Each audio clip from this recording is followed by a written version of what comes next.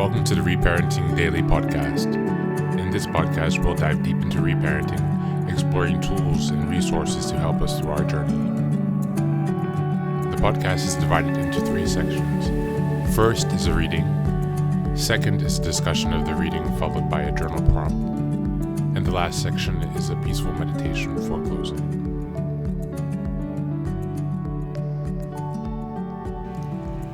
Good morning, good afternoon, and good evening from whenever and wherever you're joining us. Thanks for being here as always. I appreciate you to join me in this journey to create the dedication to establish the firm reparenting journey that we all need. Today we're reading from Read People Like a Book. This is from Patrick King. We're going to be going on the section called the Pyramid of Needs. Maslow's hierarchy of needs is one of the most famous models in the history of psychology. It employs a pyramid to show how certain human needs, like food, sleep, and warmth, are necessary to resolve before more aspirational needs, like love, accomplishment, and vocation. Maslow's pyramid can be viewed as a visual example of how motivation changes and increases after we get what we need at each stage in our lives, which typically coincides with where we are in the hierarchy itself.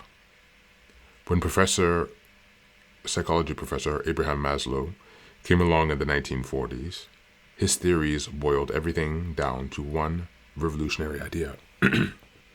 Human beings are products of a set of basic human needs, the deprivation of which is the primary cause of most psychological problems. Fulfilling these needs is what drives us on a daily basis. The hierarchy, now named for him, maps out our basic needs and desires and how to evolve throughout life. It functions like a ladder. If you aren't able to satisfy your most basic fundamental human needs and desires, it is extremely difficult to move forward without stress and dissatisfaction in life. It means your motivations change depending on where you are in the hierarchy. To illustrate, let's take a look closer at needs and associated motives from infancy to adulthood. In infants, we don't feel any need for a caretaker or life satisfaction. We simply need rest, be fed, and have shelter over our heads. Feeding and survival are our only real needs and desires, as parents of newborns will tell you. As we grow from infants to teenagers, simply staying alive and healthy doesn't bring satisfaction. We hunger for interpersonal relationships and friendships, what drives us to find a sense of meaning, belonging, and community. Then as we mature into young adults, simply having a great group of friends is no longer enough to satisfy us. It feels empty, actually, without an overall sense of purpose. If, as young adults, we were fortunate enough to be able to provide financial security and stability for ourselves and our families, then our desires and needs can turn outward rather than inward. It's the same reason people like Warren Buffett and Bill Gates start participating in philanthropy to make a big impact on the world. The stages of Maslow's hierarchy of needs determine exactly what you're motivated by depending on where you are in the hierarchy. The first stage is psychological fulfillment. This is easily seen in the daily life of an infant. All that matters to them is that their basic needs for survival are met. Without security in these aspects, it's difficult for anyone to focus on satisfaction in anything else.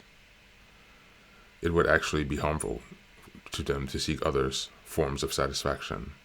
So this must be the baseline level of fulfillment that must first be met. The second stage is safety.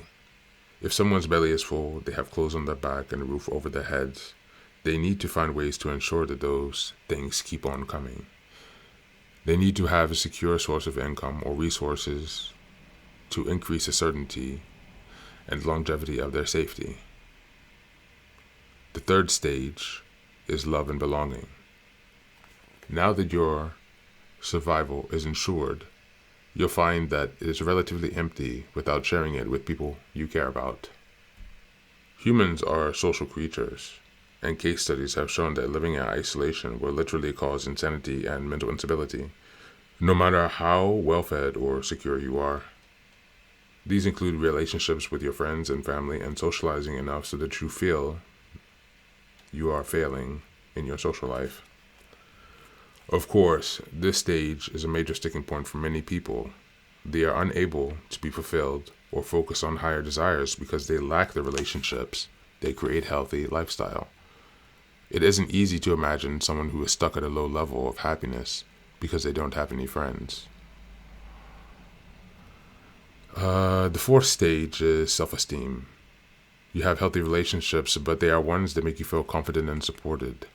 This stage is all about how your interactions with others impact your relationship with yourself. The final stage is self-actualization. The highest level of Maslow's hierarchy is self-actualization. This is where you are able to live for something higher than yourself and your needs. You feel that you need to connect with principles that require you to step beyond what is convenient and what is comfortable. This is the plane of morality, creativity, spontaneity, lack of prejudice, and acceptance of reality.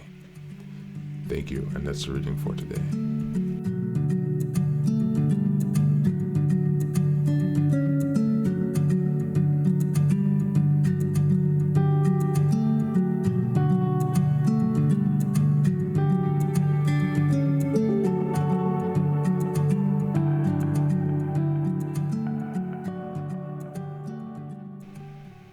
Hello, and welcome back. Thanks again for being here today.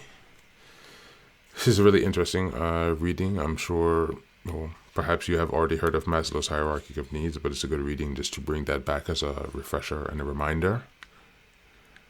The stages of needs. The first stage is physiological fulfillment.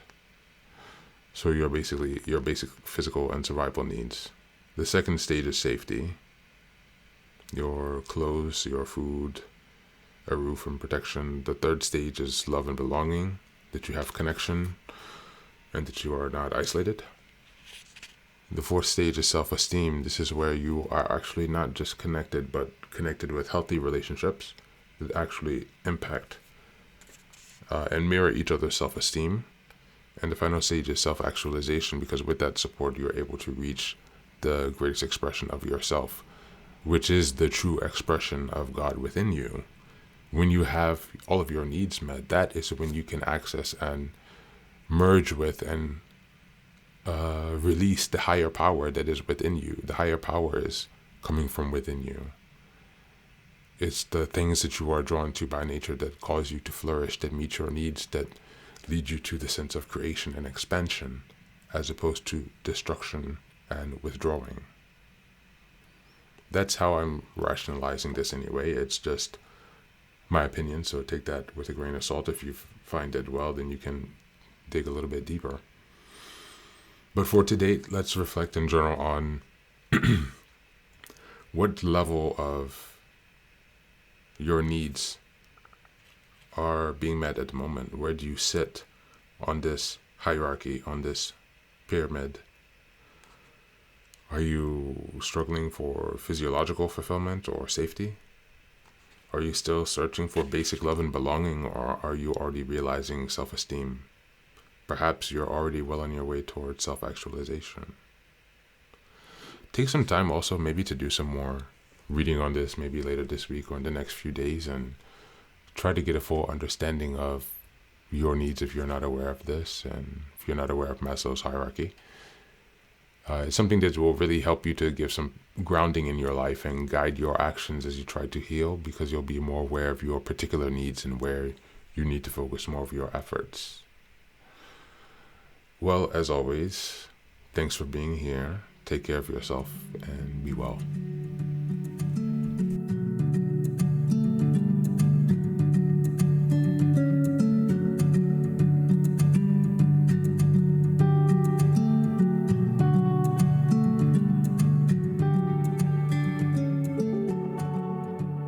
And now, let us move on to the final section, the meditation.